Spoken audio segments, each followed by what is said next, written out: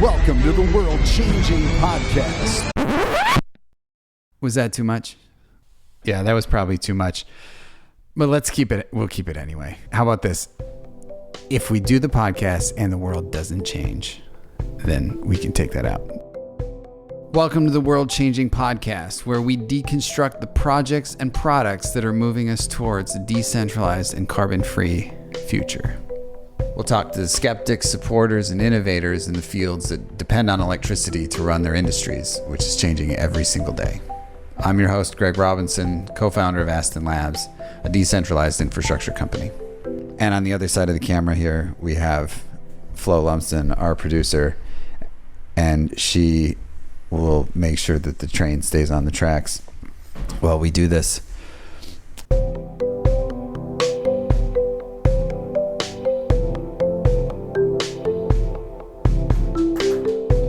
I think, okay, so season two. Welcome to season 2 of the world-changing podcast. Are we going to do that again? Yes. Okay. No, maybe not. No, we're not going to do that again. I just wanted to do it since you got to. Yeah, that's right. I got to do it on the first season. And I just had 2 cups of coffee, so. So this season, we're going to talk about major challenges and some solutions. Last season, we sort of set the scene for just a lot of topics. You recently wrote a blog with someone on the team about 5 challenges to modernizing the power grid. Mm-hmm. So So like the themes that we've talked about in this blog are reliability, geography, NIMBY, incentives, and finance/risk. Yeah, I kind of think of it as like the who, where, when, why, how of challenges. Last season, we spent most of our time talking amongst ourselves or talking to other people about these big concepts, right? And these key challenges to modernizing the grid and greening the grid just came up over and over, right? Like when we talked to Gary Ratcliffe, or we talked to James Delbora, or we talked to, you and I talked about community solar. And the big one for sure was when we talked nuclear with Alan Hoffman. It was like the NIMBY piece and all that was a big part of it. So this season, we're now going to focus on those challenges that came up. So I thought it'd be helpful to set up this season with a brief description of each of these challenges. Yep. As a reference for folks if they want to come back and listen to this, or if they haven't read the blog. Yep. Or just go read the blog too.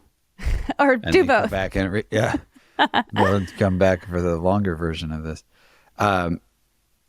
Yes. So going down the list is like a core premise of just the physics of how electricity works. The dream of having everything run on 100% renewable energy. One of the biggest things that people push back on is reliability. Right. It's always been a favorite talking point of the fossil fuel industry is the reliability, the fact that the sun goes down, the fact that the wind sometimes doesn't blow. So the core tenet with reliability is that generation, or when we make power, it always has to match when we consume power. It has to. Right. So challenge number 1 is reliability. Okay. That makes sense. Yeah. Well, I don't know if it's challenge number 1. The first one of our 5. Yes. That is one of the big challenges. It has to always equal each other. Number 2, in no particular order, is geography. Where the power is made for renewable energy, where it's sunny, where it's windy, is not necessarily where it needs to be used. Mm-hmm. So we have to ship it somewhere. And shipping power is hard. It takes transmission lines, wires. Number 3, NIMBYism, not in my backyard. This is also a favorite. They never really understood how fossil fuels didn't have this issue too. Right. Nobody really wants a gas plant in their backyard. No. I recently learned that a common theme in cities is that the east side of the city is a lower income part. And that's because typically the wind blows from west to east. So whatever pollution is being spewed out in the area will be flowing from west to east. Whoa. Yeah. Wow. So not in my backyard. Definitely the nuclear is where that's going to come up the most, but you would think it would only be something like nuclear, but it's not. Like some people don't want, actually where I grew up, there's a wind farm development that got shut down because people didn't want to look it up off in the lake. And so it was going to be on an island. Right. And then, so yeah, wind, nuclear, even solar panels, really. Like, you have homeowners associations that don't want the solar panels on the roof because they think that it'll be an eyesore. So all of that, it's like, even some of the people who love clean energy and the most will be like, nah, but maybe not right here. Let's move it down the street a little ways. Number 4, incentivization. Yes. You and I talked about this at length when we were talking about power utilities and just like what is the incentive for a power utility to innovate? If it jeopardizes our lights staying on, there's no way they're going to do it. Yeah, and it's basically a legally allowed monopoly because it's still a business. Right. Yeah, in a lot of cases, it's investor-owned utilities for sure. And then number 5.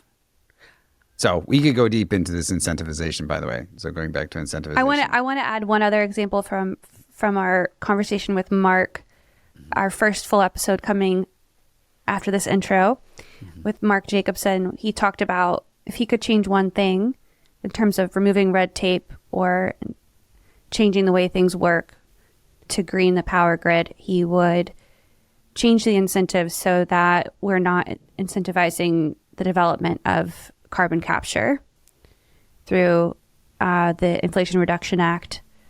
So he definitely mentioned incentives. So, yeah. Yeah, that's a good point. So there's like the incentive to change, but there's also what are you incentivizing going forward? Which in that case, obviously the Inflation Reduction Act incentivizes a lot of people to do a lot of things. And direct air capture. Maybe something we talk a lot about in the first episode. Yeah. And then my favorite one, challenge number 5, financing.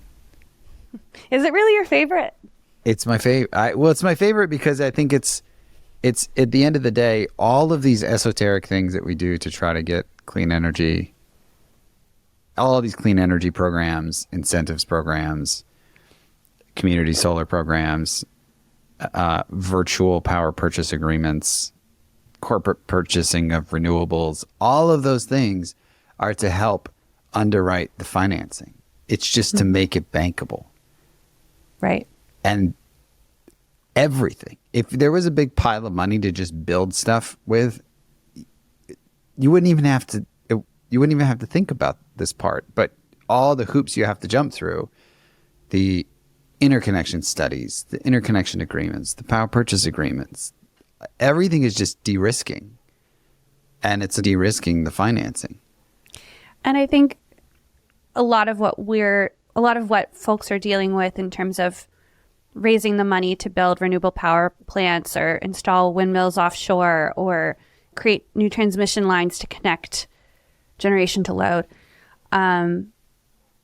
It's all very, theoretically very bankable, but a lot of the issue I perceive is just a lack of momentum or just historical foundation to prove that it's bankable, even if there aren't as many existing frameworks to make these new investments easy to fund. Right. Like mortgages. Right. That's a pretty well-worn path, right? You can't go online and just click a button and get yourself a and oil and gas has been making money for the banks for a long time, so they're very comfortable with that. Even though it might be more expensive and risky. They're just used to those risks and those expenses. Right. That's all. That's right. Yeah. Yeah. It's like that word bankability it's like the craziest moving target in this industry, because depending on where you go, bankable means something completely different. Like you could have something that's not bankable because it's in the path of Tornado Alley. You can have something that's not bankable because you can have a project that's not bankable because just the credit worthiness of the person buying it. And it's like, well, that person that's buying it and can buy enough renewable energy has a big enough balance sheet to underwrite a project. Depending on them means we have to build typically bigger, more centralized, more cookie cutter projects.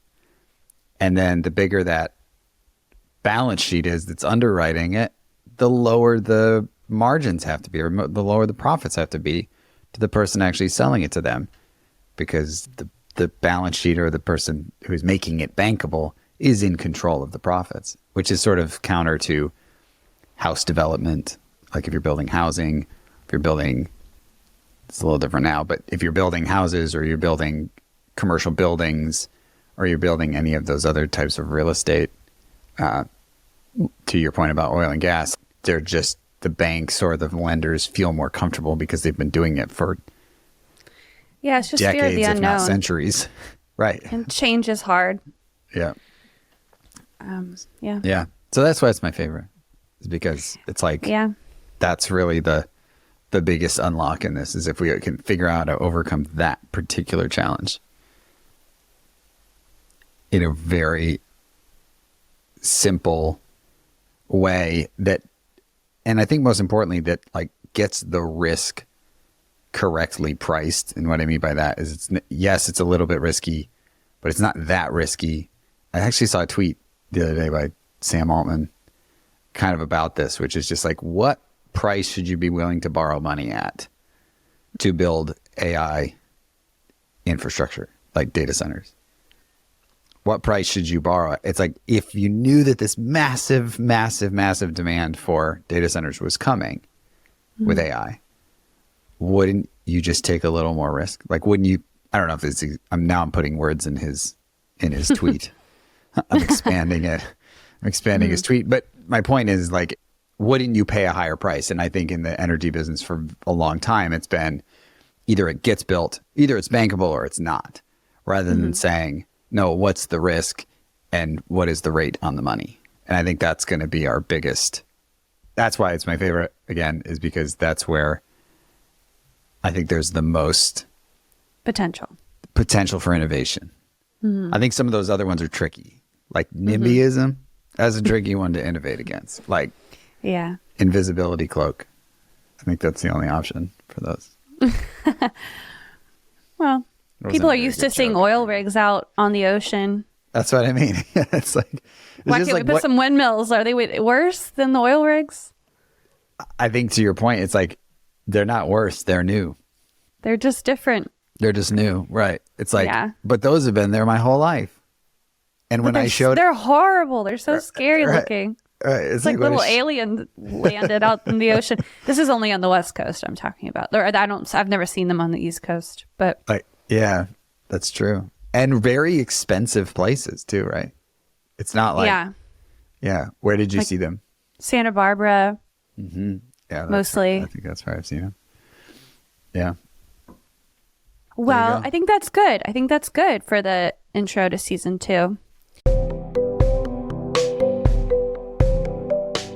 Thanks for tuning into this episode of the World Changing Podcast. Be sure to follow us wherever you get your podcasts, iTunes, Spotify, YouTube, to hear the latest episodes.